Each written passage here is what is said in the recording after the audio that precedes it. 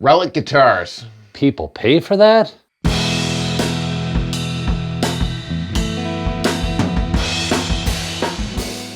Factory-aged guitars are one of the more controversial things in our industry. Some people love it. They think it's the most artistic, interesting thing you can do to a guitar. And some people don't want to live in a world where it exists. Yeah, to some people, this is one of the most offensive things that you can present them.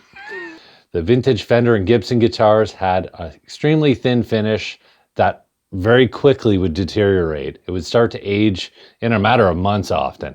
Sure, it was a nitrocellulose lacquer finish, which is still used by a lot of companies today. The difference is the quality of the paints, or the I won't say the quality, but the durability of the paints they were using at the time was nothing compared to what is possible with nitrocellulose lacquer today. 2025, you see a lot of these aged guitars out there. I mean, from that era specifically, we're talking more so the 50s. You see those aged guitars out there, but they're unattainable. Like a 1950s Gibson, 1950s Fender, very expensive guitars. Even if you do attain it, you might be stressed about it. It's taking out a $60,000 guitar to your gig.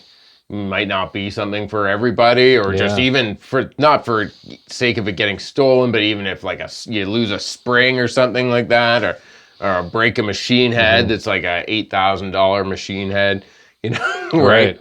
So the response was reissue guitars, and reissue guitars have been around for quite a while. I think the first Fender reissues were done in the 80s? The early 80s, the first 50s reissues, and they were still in the Fullerton factory. Keith Richards kind of started this aging trend. You know, he's the one who brought this to Fender because he didn't want to take his vintage tellies out on the road. I mean, even at that point, they're $1 million guitars. They're irreplaceable too. So he said, you know, can you do a reissue of this exact guitar? Can you replicate the guitar that I play all the time? And they said, why don't you beat them up a little bit? Why don't you beat it up so it looks like an aged guitar? And that's essentially what kicked off that the Relic'ing at Fender Custom Shop.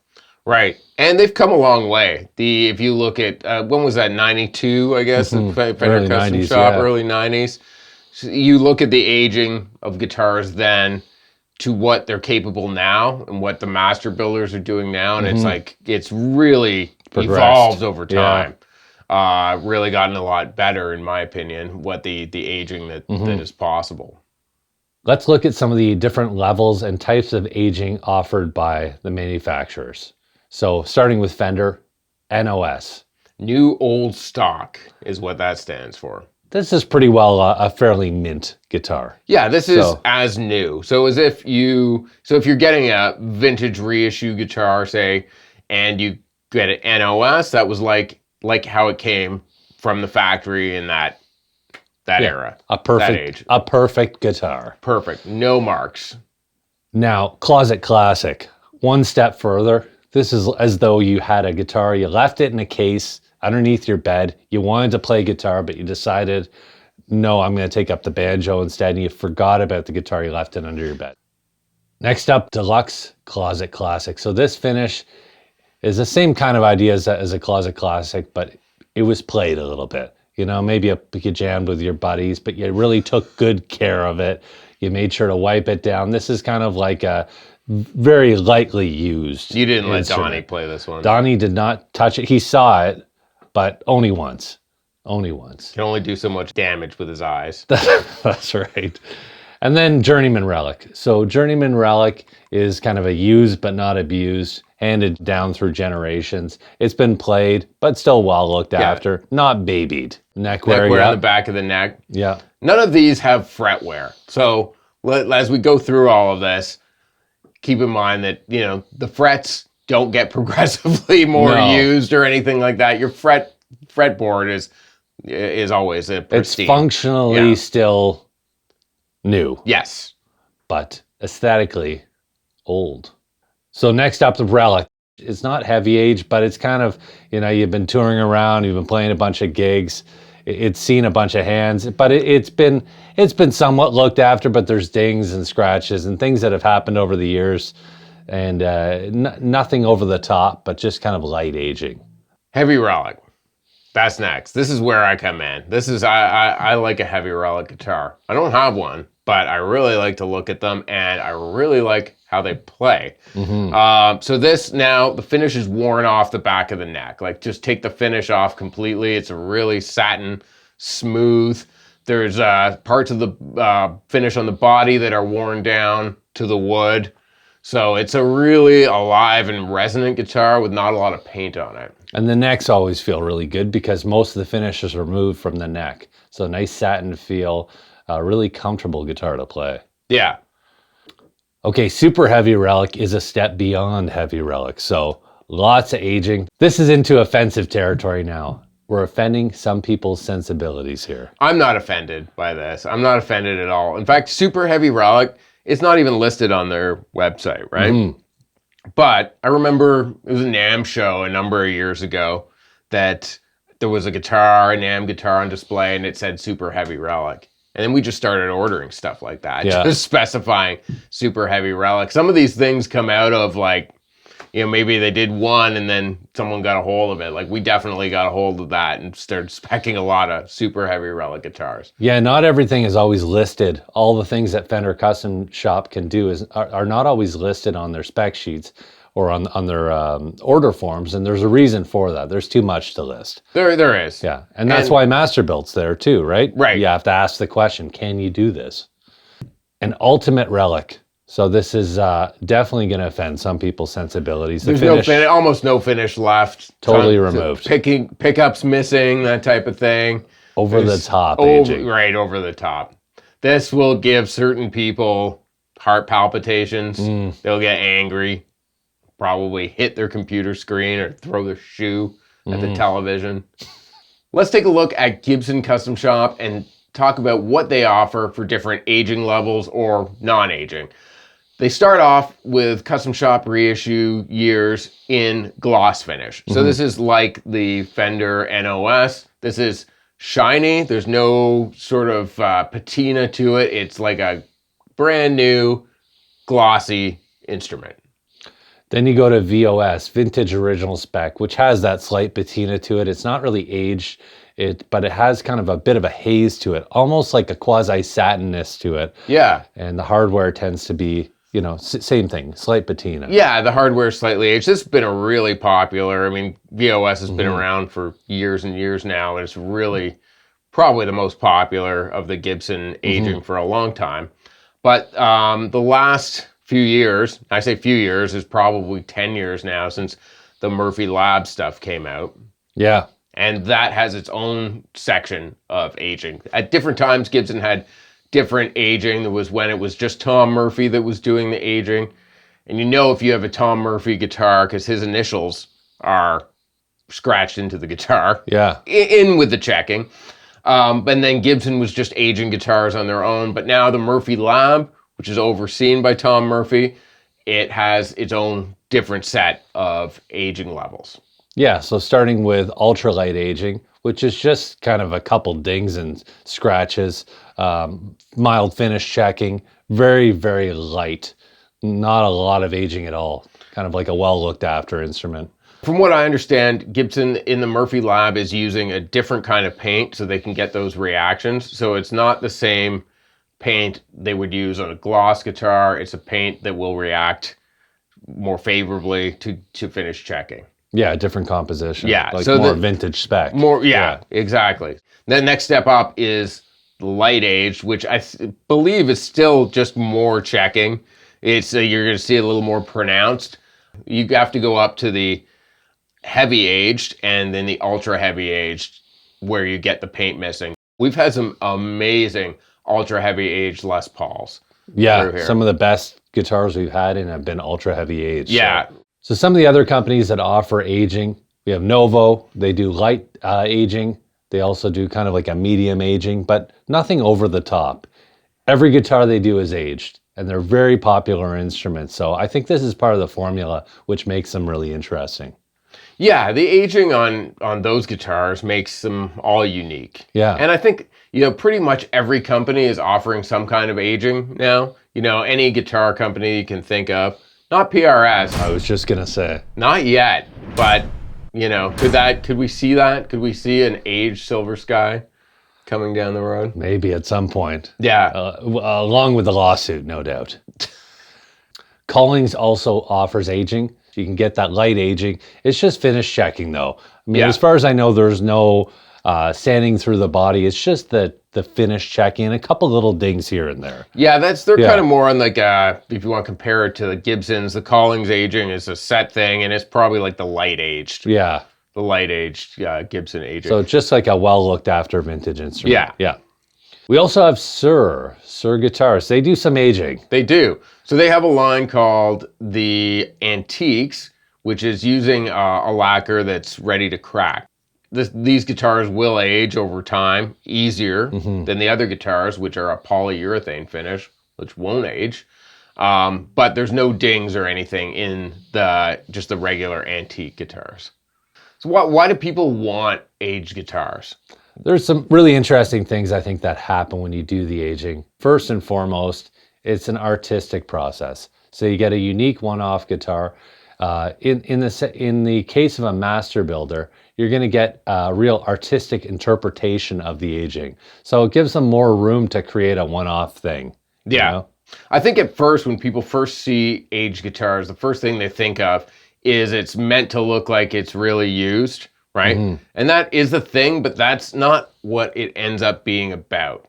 What it really ends up being about for people that like aged guitars is it's really the feel, the tone, you know, how like broken in feeling it feels, and then the unique artistic piece. It's nothing to do with like trying to look like you played a lot of guitar or something like that. That's like kind of a ridiculous thing. Yeah. It's more about, I think it's more about feel, tone, and a unique artistic expression.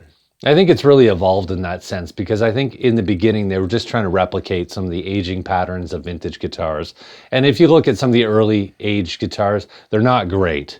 So they've, you know, I think of Dale Wilson, I think of John Cruz, some of the guys who are experts at aging. They really pushed the process of aging further and got it to a point where it became extremely artistic. Yeah. So you get really unique wear patterns, and every artist has a different take on how they do the aging.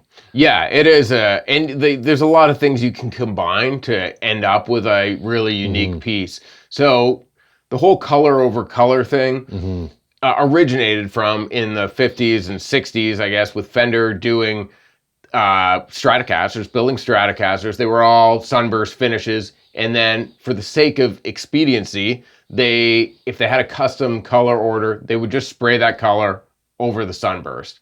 And like we were talking about before, with the quality of the paint, and then it's a quick, like it was like a quick one coat or something like that, right?